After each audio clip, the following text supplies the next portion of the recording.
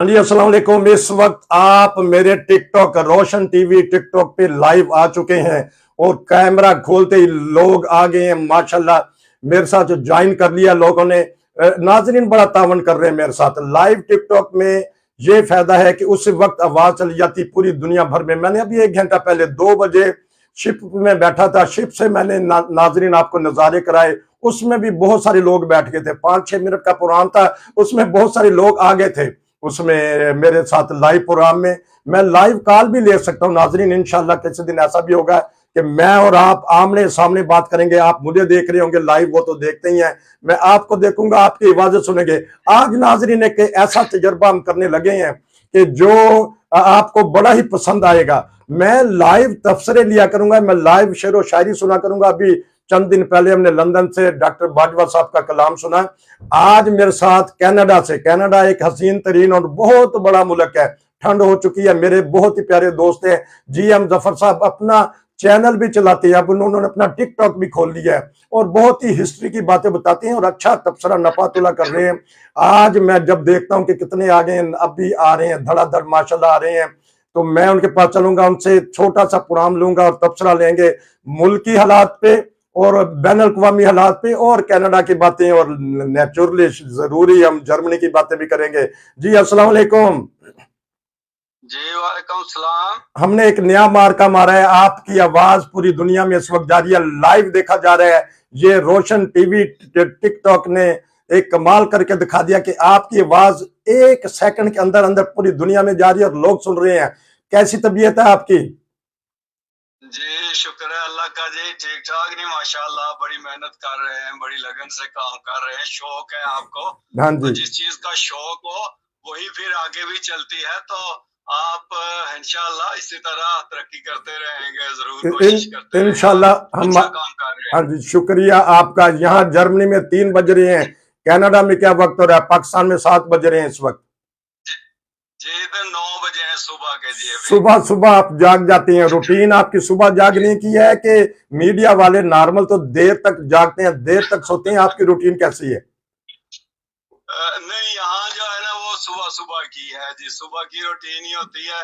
सवेरे सवेरे जो है ना, अब तो टाइम चेंज हो गया है, 1 घंटा जो है वो तो सुबह का ही, सुबह सवेरे बस उठ के अपने काम पे जो है ना वो निकल जाते हैं। नाजरीन, क्योंकि इस वक्त आपको सुन रहे हैं लोग ये सोचते हैं कि यूरोप में बैठ के अय्याशियां कर रहे हैं, लेकिन यूरोप में बैठ के बैठा नहीं जाता। बहुत सारे होते हैं। बताइएगा सुबह से लेकर शाम तक माशाल्लाह कितनी आप करते हैं और मेहनत, और ताकि लोगों को ये भी थोड़ी सी मालूमात हो जाए। जी मैं आजकल ड्राइविंग स्कूल कर रहा हूँ, तो बिजी रहता है काम। सुबह सवेरे से लेकर रात अंधेरा होने तक, पद के रात को भी स्टूडेंट फोर्स करते रहते हैं कि लेसन दें। तो ज्यादातर अंधेरे में तो लेसन उन्हीं को देते हैं जो जरा थोड़े ट्रेंड हो चुके होते हैं। तो डिपेंड करता है उनकी जरूरत क्या है स्टूडेंट्स की, लेकिन चलता रहता है सुबह से सूर्य गुरूब होने तक चलता ही रहता है। सुबह अब सुबह नमाज के बाद फिर शुरू। नाजरीन, दरअसल बताने का ये मकसद है कि जितने भी पाकिस्तानी हैं यहाँ यूरोप में आए हैं, वो खूब मेहनत करते हैं और मेहनत से मुल्क और कौम का नाम रोशन करते हैं। उस जहां रहते हैं वहां का भी रहता है। मौसम बताइए, जर्मनी में मौसम चेंज हो गया है कि ज्यादा ठंड नहीं है ना बर्फबारी है? मैं अभी बाहर गया था, जैकेट के बगैर बंदा फिर सकता है। आपके मौसम कैसा है?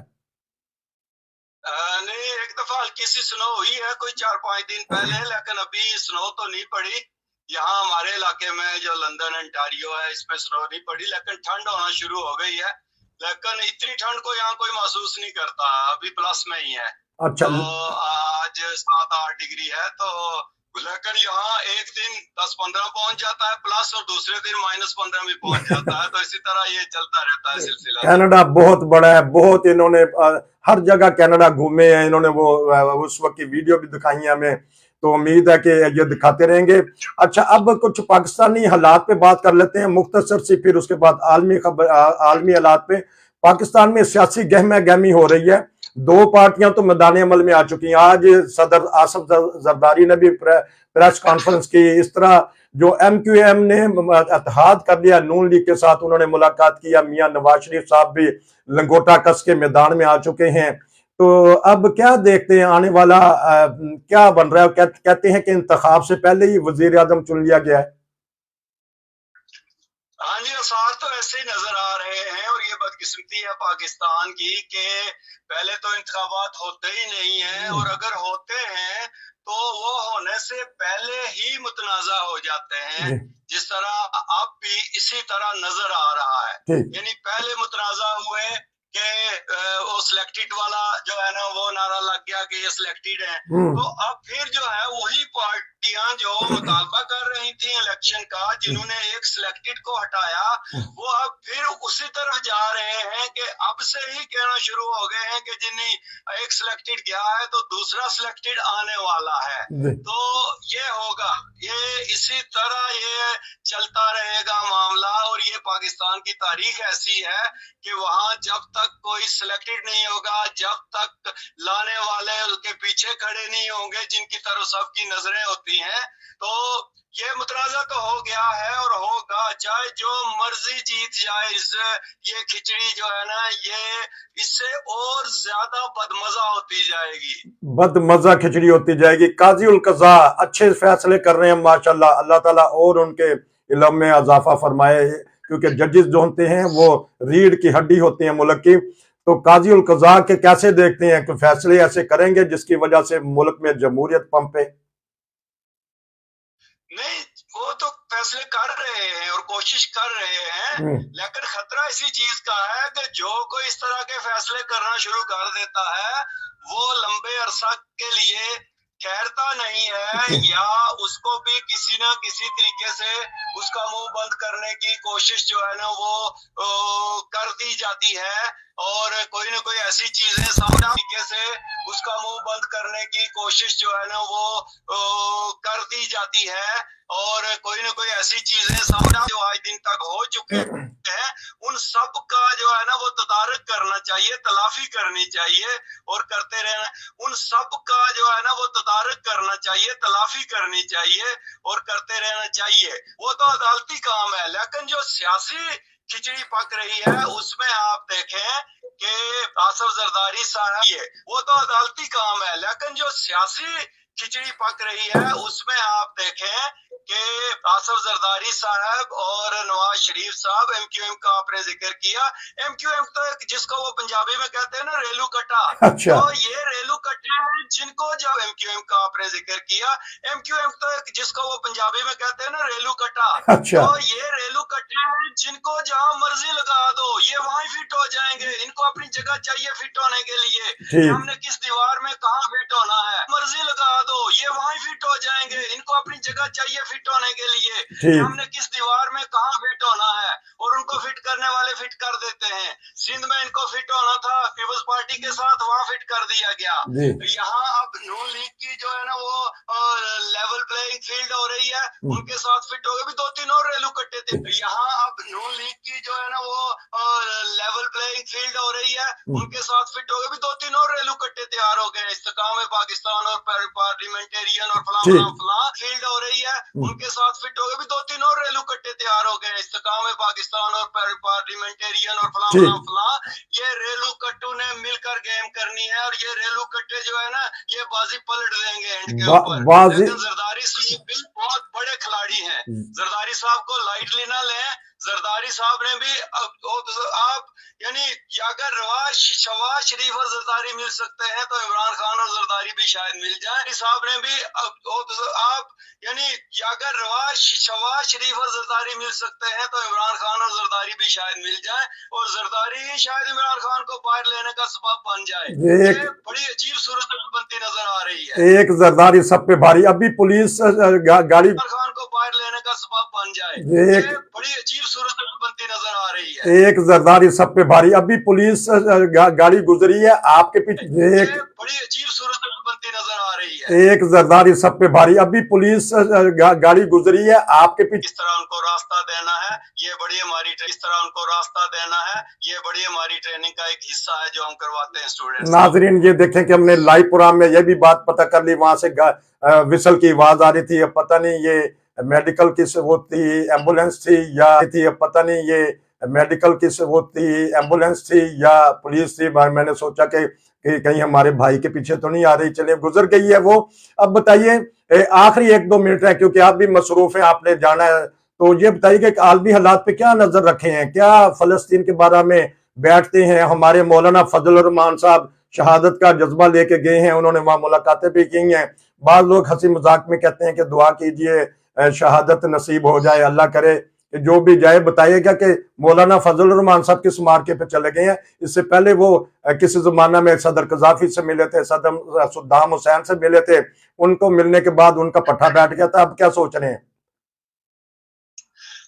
देखें जी, किसी के इशारे के बगैर तो कोई बाहर नहीं जाता। अच्छा। ये लाजमी बात है कि तालिबान के साथ मुज़ाकरात हुए, कौन लोग मीडिएटर थे? यही लोग थे। कतर में सबके दफातर खुले हुए हैं। अभी भी कतर जो है ना, वो हमास के और हिजबुल्लाह के और इसराइल के और बाकी सारी दुनिया के दरमियान मुज़ाकरात कतर करवा रहा है। कतर एक सेफ हेवन मिला हुआ है जहां वो सारे बैठ के, चाहे वो जिस तरह की भी मर्जी दहशतगर्द तंजीमें हैं या जो भी हैं, लेकिन चलो ये भी अच्छा है कि कोई जगह है जहां जाके किसी को मिल लेते हैं।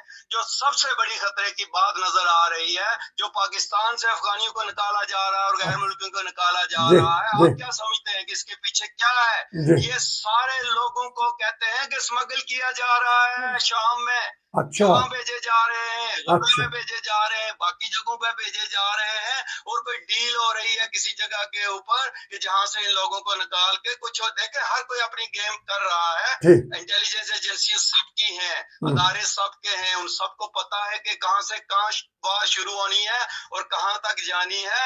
और ये कोई वैसे दौरे पर नहीं गए हैं, ये कुछ न कुछ हो रहा है। कुछ लोग आगे पीछे हो रहे हैं जिनका नतीजा कुछ देर के बाद निकलेगा और फिर पता चलेगा कि कौन कहां पहुंच गया है। देखें, यही लोग अफगानिस्तान में लड़ते रहे, वही लोग मुड़ के जो है ना, वो यमन में भी चले गए, कश्मीर में भी चले गए, उधर चेचनिया में भी चले गए, हर जगह पे ये एक इंडस्ट्री बन चुकी है और ये इंडस्ट्री का लेन देन हो रहा है जो है ना।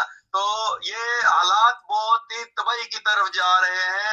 अगर अकल से काम ना लिया दुनिया ने और सीज फायर ना करवाया तो बहुत बड़ी तबाही होने वाली है। सीज फायर, ठीक है, सीज फायर अगर ना हुआ तो खतरे की घंटी बज रही है। हमारे जीएम जफर साहब खूब अच्छी तरह नजर रखते हैं अखबारात पे, आलमी खबरों पे बता रहे थे अभी ही मौका है तमाम बड़ी ताकतों के लिए, वो सीज फायर कर दें, बंद कर दें, जंग बंदी कर दें, वरना ये शोले पूरी दुनिया को लपेट लेंगे। मशरक़ वुस्ता तो लिपटा हुआ है, हमारे अरब कंट्री हैं, वहां ये ऐसे जुल्म सितम हो रहे हैं।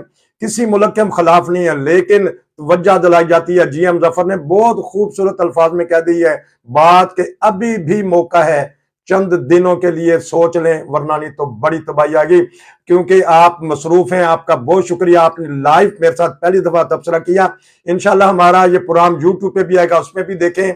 और अल्लाह करे आप अपने जरा अपने चैनल का नाम भी बता दें। इस वक्त यूट्यूब पे सुना जा रहा है लेकिन टेलीफोन नंबर नहीं बता सकते, ये मजबूरी है क्या?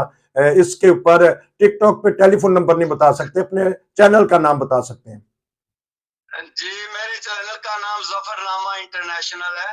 ठीक। तो उसमें ज्यादातर तो हम तारीखी हवाले से प्रोग्राम करते हैं, मगर करंट अफेयर्स पे भी हम बात करते हैं और भी जो दिलचस्पी, उसमें ज्यादातर तो हम तारीखी हवाले से प्रोग्राम करते हैं मगर रहेंगे, आपको बताते रहेंगे मुल्की और बैन अल-अक़वामी हालात।